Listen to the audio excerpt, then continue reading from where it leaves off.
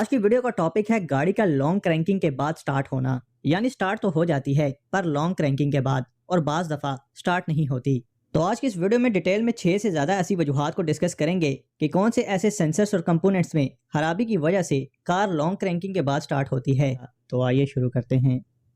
तो एक gasoline engine को स्टार्ट होने के लिए एयर, फ्यूल और करंट की जरूरत होती है। इसके अलावा इन्हीं से जुड़ी कुछ और चीजों की बुनियाद पर इंजन स्टार्ट होता है। तो लॉन्ग क्रैंक का मसला कब और क्यों आता है, पहले ये डिस्कस कर लेते हैं। लॉन्ग क्रैंकिंग का मतलब ये है कि सेल्फ स्टार्टर मुसलसल इंजन की क्रैंक को घुमा रहा है पर इंजन काफी देर बाद स्टार्ट होता है। इसे हम लॉन्ग क्रैंकिंग बोलते हैं।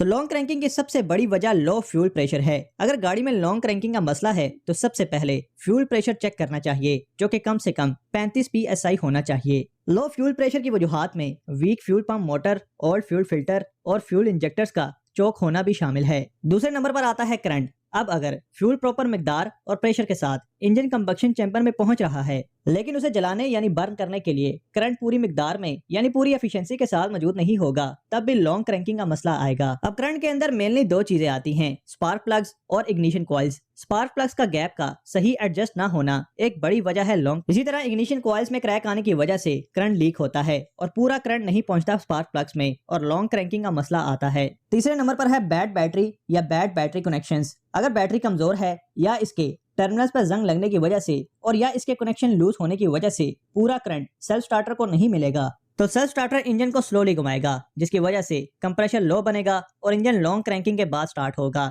इसके अलावा बैटरी और सेल्फ स्टार्टर के ग्राउंड कनेक्शन लूज होने पर भी सेम इश्यूज आते हैं।